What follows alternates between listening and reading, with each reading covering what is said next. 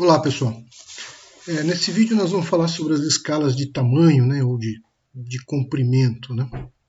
É muito importante porque a gente vai trabalhar na química sempre com uma visão submicroscópica aí da matéria. Né? Então nós vamos estar trabalhando em dimensões que a gente não tem acesso através dos nossos sentidos. Né?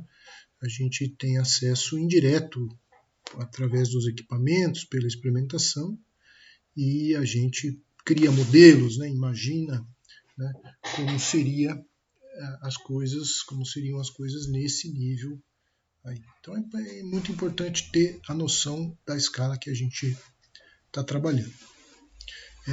Eu queria começar por aquele videozinho do Átomo às Galáxias que eu deixei ali para vocês assistirem. Então assistam antes desse vídeo, esse videozinho do YouTube, é um vídeo conhecido, circulou pela internet muito tempo aí, né? E mostra umas imagens bem interessantes, né? Como se uma câmera tivesse ali focando o rosto de uma menina, né? E aí primeiro a câmera vai se afastando cada vez mais, né? Mostrando dimensões cada vez maiores, até mostrar o planeta, as estrelas, a galáxia, o sistema solar, depois a galáxia, enfim, vai ampliando até chegar aos limites conhecidos aí do universo. E depois a câmera faz um movimento contrário, vai se aproximando da menina, vai penetrando no interior dos olhos dela, assim vai mostrando as células e vai cada vez mais se aproximando e descortinando coisas de tamanho cada vez menor, né, até mostrar os átomos, os elétrons, os núcleos e as partículas subnucleares. É um vídeo bem legal de ver, né? E bem interessante da gente observar, né, como é grande a escala de tamanho aí que a ciência possibilitou a gente ter acesso. Né? Muito maior daquilo que a gente teria, obviamente, somente pelos nossos sentidos. Né? Esse é um aspecto bacana da ciência, né? Amplia a nossa capacidade de perceber as coisas. Bom, uma coisa importante a ser dita desse vídeo é que é obviamente uma montagem, né? Não existe uma câmera que seja capaz, né, de detectar ou de resolver imagens tão grandes ou tão pequenas. Né? E a gente aí só pode ter noção dessas coisas pela via indireta da experimentação ou dos modelos teóricos. Né? E a segunda coisa é, né, como é maravilhoso, como é interessante, né, saber, né, a existência de escalas tão grandes e tão pequenas. Né? Vão dos femtometros, né, 10 a menos 15 metros, lembrando lá das notações de engenharia, né, o prefixo femto significa 10 a menos 15, então vai do 10 a menos 15 metros, né, até 1 bilhão de anos-luz. Anos-luz é uma medida de distância, né, que equivale à distância percorrida pela luz em um ano. Né? Então imagina, a luz viaja 300 mil quilômetros por segundo, né? A quantidade de segundos que há no ano você multiplica, isso dá um ano-luz. Né? Então 1 bilhão de anos-luz acaba sendo uma quantidade próxima a 10 a menos 16 metros. Então nós temos uma escala que vai do 10 a menos 15 até o 10 a 16. Né? Uma coisa impressionantemente grande. Aqui nesta figura, à esquerda aqui, tem uma pequena fração dessa escala, que é a parte, digamos, de maior interesse da química. Ela começa com o átomo, né? Em geral, as dimensões subatômicas, a estrutura nuclear, né, interessa menos para o químico, o nosso foco é mais na estrutura atômica, né? Então a parte subnuclear é mais do domínio da física, né? Então começa aqui em 0,1 nanômetro. Então lembrando da notação científica, 0,1 nanômetro é 0,1 vezes 10 a menos 9 metros. Né? O nano é um prefixo que indica 10 a menos 9. Então como é 0,1, termina sendo 10 a menos 10 metros. Né? 10 a menos 10 metros. Às vezes, 10 a menos 10 metros é referido pela unidade angstrom, uma unidade que não é do sistema internacional, mas é comumente usada em dimensões atômicas aí. Né? Um angstrom equivale a 10 a menos 10 metros. Tá? Então essas são as dimensões, né, básicas de um átomo. Né? Às vezes a gente fala do átomo, nos refere a tamanhos atômicos como picômetros. Tá? Picômetros. Que é 10 a menos 12 picômetros. Então, um átomo tem dimensões da ordem de 100 picômetros, né? Que é equivalente a 10 a menos 10, porque o pico é 10 a menos 12, multiplicado por 10 ao quadrado do 100 vai dar 10 a menos 10. Então, são formas, né, diferentes de se referenciar a essa distância. Um angstrom, 10 a menos 10 metros, 100 picômetros. Essa é a ordem de grandeza dos átomos. À medida que os átomos vão se juntando para formar as moléculas, né, eu vou tendo, dependendo do número de átomos, tamanhos cada vez maiores. Né? Então aqui eu tenho uma molécula discreta, mas que envolve 60 átomos, que chega então a ter 1 nanômetro. Né? Então, moléculas comuns, né, da água, do metano, essas pequenas moléculas que a gente está acostumado a lidar na química são ainda menores que 1 nanômetro, né?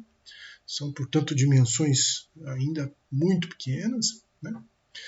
E você tem, principalmente, moléculas biológicas, né, que são realmente muito grandes, né, tem uma quantidade muito grande de átomos. Né? O DNA, por exemplo, pode chegar a 2 nanômetros, e as proteínas, que são polímeros, né, a gente vai ver mais adiante como é que se formam os polímeros, né, são moléculas gigantes, digamos, de 10 nanômetros. Depois os vírus com 100 nanômetros, as bactérias com 1 micrômetro, as células tipicamente 10 micrômetros, aqui uma célula, né, dos glóbulos vermelhos, né, uma célula do sangue. Então a gente vê que o vírus, né, ele tem um tamanho 100 vezes menor que o da célula. Né? Por isso os vírus conseguem penetrar dentro da nossa célula e se reproduzir lá. Né? Esse é o grande problema dos vírus aí que nós estamos, né, enfrentando tanto hoje em dia. O pólen, né, que tem 100 micrômetros, então é uma coisa ainda pequena que se espalha pelo ar, né, um mecanismo de polinização das plantas, né, o vento arrasta, né, esse pólen para bem longe e espalha aí as sementes das plantas. Né. Os 100 micrômetros, algumas pessoas até sofrem com alergia ao pólen, né, porque ele fica no ar e a gente acaba respirando. E a areia, né? Um grão de areia tem mais ou menos 1 micrômetro. Aqui nós estamos falando então de 1 milímetro, né? Não 1 micrômetro, 1 milímetro. Então nós estamos falando aqui de 10 a menos 3 metros. Tá? Aqui 1 micrômetro, nós estamos falando de 10 a menos 6 metros. Tá? Então a areia é, digamos, uma porção de matéria que tenha, né, muito particulada, então tenha grãos muito fininhos, da ordem de 1 milímetro. Tá? Então, toda essa escala aqui interessa para a química, né? A gente está sempre relacionando a escala macroscópica aqui dos milímetros, dos centímetros, com a escala atômica molecular. Em particular, né, você tem aqui mais ou menos nessa distância aqui a nanotecnologia, né? As escalas nano. A nanotecnologia nada mais é que a tecnologia que trabalha com materiais, né, de dimensões nanométricas, que tem propriedades bastante especiais, e isso é uma consequência tecnológica importante. Né? Então hoje se estuda muito a nanotecnologia. Aqui nós temos um outro gráfico que tenta relacionar essas escalas de tamanho com as disciplinas aí das ciências exatas. Né? Então a estrutura eletrônica, né, quando você vai tentar entender o átomo, aqui você tem o desenho de um orbital. Um orbital nada mais é que uma função matemática que descreve como é que os elétrons ocupam o espaço. Né? Então aqui é tipicamente um resultado da física quântica, né? Que tenta entender a estrutura atômica e subatômica. Né? Passando por uma escala um pouco maior, você tem a escala atômica, né? Atomística, que é mais do domínio da química. Né? A gente começa aqui no átomo. Né? Então a gente pensa nas propriedades do átomo em termos dessa estrutura eletrônica, né, e as consequências dela para a microestrutura dos compostos. Aqui você tem uma uma representação típica de uma microestrutura de um dado cristal, por exemplo. Né? E aqui você tem a escala macro, né, que é como que seria a substância, né, vista ao microscópio ou a olho nu. Né? Então, essa microestrutura é mais do domínio da ciência de materiais, né? E quando você entra na macroescala, seria lá do domínio da engenharia. Né? Isso é uma colocação de forma didática, né? Para representar apenas. É óbvio que a ciência hoje é muito interdisciplinar, né?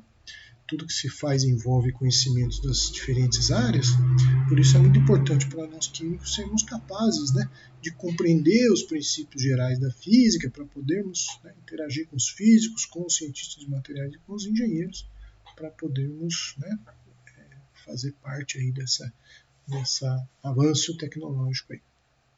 Ok? Bom, para finalizar, eu queria salientar dois aspectos. Primeiro, eu quero fazer um cálculo grosseiro. O que é um cálculo grosseiro, ou do inglês rough calculations? É quando um cientista pega os dados que ele tem e faz algumas aproximações, sem se preocupar muito com os valores exatos, mas apenas para ter uma ideia, né, de certas dimensões, de certas grandezas. Né? É muito importante criar o hábito de poder fazer essas estimativas para você estar sempre tendo noção, né, das quantidades, das grandezas que você está envolvido. Tá? Então eu quero fazer um cálculo grosseiro utilizando aqui, né, a areia e o átomo. Vou passar lá para a próximo slidezinho aqui. Tá? Então lá está dito que o grão de areia, né, tem dimensões de 1 milímetro, né, que equivale a 10 a menos 3 metros. Lembrando, né, que o mili é o prefixo 10 a menos 3.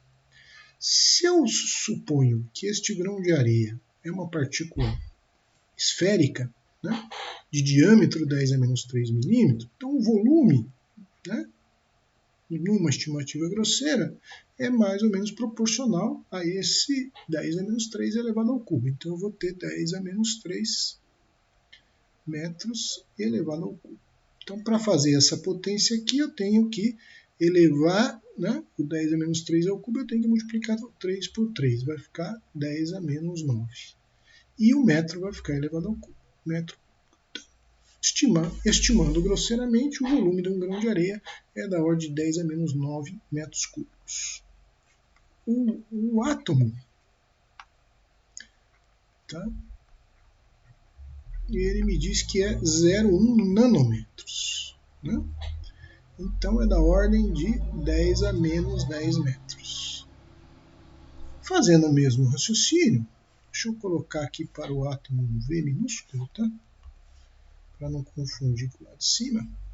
Fazendo o mesmo raciocínio, eu tenho 10 a menos 10 metros elevado ao cubo, e eu vou ter que o volume do átomo é da ordem de 10 a menos 30 metros cúbicos. Olha, então se o volume do átomo é 10 a menos... Se o volume do grão de areia é 10 a menos 9 metros cúbicos e o volume do átomo é 10 a menos 30, se eu dividir o volume do grão de areia pelo volume do átomo, eu vou ter uma ideia, né, de mais ou menos de quantos átomos eu tenho num grão de areia. É exatamente isso que eu quero chegar. 10 a menos 9 metros cúbicos dividido por 10 a menos 30 metros cúbicos. Tá? Então, para fazer essa conta, né, eu tenho que, como é uma divisão, eu vou subtrair os expoentes. Então, vai ficar 10 a menos 9 menos 30. Né? Eu vou até escrever aqui para deixar bem claro. 10 a menos 9 menos 30, né, metros cúbicos. Então, vai ficar menos 9 mais 30, vai ficar 10 a 21 metros cúbicos. Tá? E o que esse cálculo está me indicando? Uma coisa extremamente importante para a química, que numa porção tão ínfima de matéria como um grãozinho de areia tem uma quantidade absurdamente grande, 10 a 21 átomos. Tá? Então, aqui não interessa os valores numéricos precisos, a gente fez um cálculo muito aproximado. Né? O que nos interessa é as ordens de grandeza. Então, o grão de areia é uma matéria muito granulada, né? Muito pequenininha, então um grãozinho de areia em si tem pouquíssima massa, né? E ainda assim ele tem uma quantidade absurda de átomos, né? Para a gente ter uma noção de quanto o átomo é pequeno e quanto, né, mesmo pequenas porções de matéria são compostas de números absurdamente grandes de átomos. Ok? E para finalizar, eu vou pedir que você assista novamente o videozinho do átomo As Galáxias, prestando atenção nesse intervalo aqui, que vai mais ou menos do minuto 2 a 34 até o minuto 2 e 42, mais ou menos.